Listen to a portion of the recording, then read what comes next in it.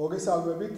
პარტია გახარია საქართველოსთვის კიდევ ერთხელ მტკიცებულებებით ახერხებს ოცნების რეჟიმს თუ როგორ ერევა ის საარჩევნო პროცესში, კერძოდ როგორ ახორციელებს ზეწოლას და მსგავს манипуляციებს, როგორც ჩვენი მერობის კანდიდატებზე, ასევე ჩვენს მაჟორიტარებზე, კერძოდ ჩვენი მაჟორიტარობის კანდიდატი ახმეტაში დავით მარგოშვილი, როგორც მოგეხსენებათ, დაექვემდებარა ზეწოლას, მუქარაცა და შანტაჟს.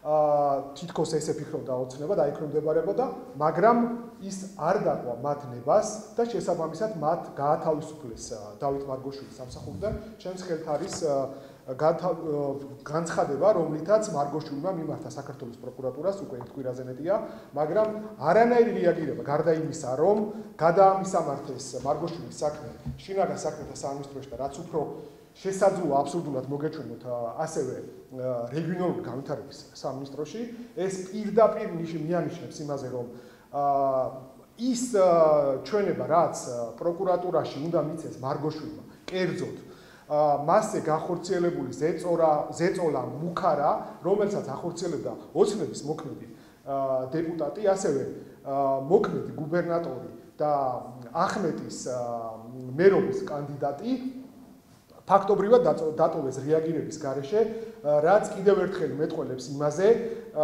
რომ პროკურატურამ თავი არიდა მოქმედი კანონმდებლობით გათვალისწინებულ მასზე დაკისრებული ფუნქციების განხორციელებას და სამწუხაროდ პროკურატურა თავად იქცა რეჟიმის მხარდამჭერ ინსტრუმენტად.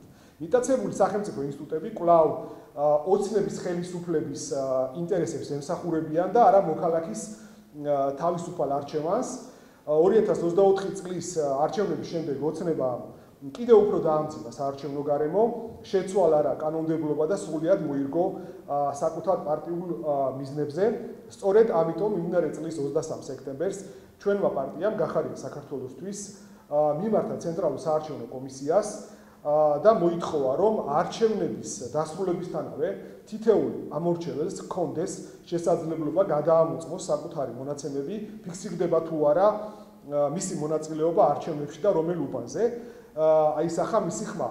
თქვენ გახსოვთ ალბათ, რომ ანალოგიური ინიციატივა ჩვენ მქონდა 2024 წლის საპარლამენტო არჩევნების დასრულებისთანავე, მაგრამ ამაზე მაშინდელი რეაქცია იყო ოცნების მიერ ის, რომ პროკურატურა შემოიყვანა ამ საქმეში და შესაბამისად დახურა ანალოგიურად ბაზები და ამით დაუსვა წერტილი იმას, რომ გამჭვირვალე ყოფილიყო ბაზებში მოქალაქეების მიერ საკუთარი თავის პოვნა.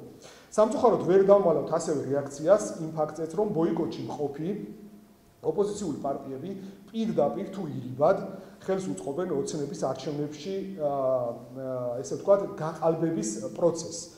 კერძოდ თუ 2024 წელს ხელისუფლებას ამისათვის სჭირდებოდა ფული და სხვადასხვა რესურსი, მაგალითად იგივე ადმინისტრაციული რესურსი, დღეს ამ საქმეს, მათ საქმეს გარკვეული ოპოზიციური ჯგუფები უფასოდ აკეთებენ. როცა მოქალაქეებს არჩევნებზე არ მისვლას მოუწოდებენ და ოცნების სტილში ბოიკოტისტები ფსიქოლოგიურად, როგორც ოცნება სხვა თავისი манипуляციებით ზემოქმედებენ, მაგალითად ჩვენი პარტიის გახარია საქართველოსთვის პარტიის მერობისა და მაჟორიტარების კანდიდატებზე, სანამ ისინი კანონმდებლობით დადგენილი წესით იქნებოდნენ ჩვენი კანდიდატები.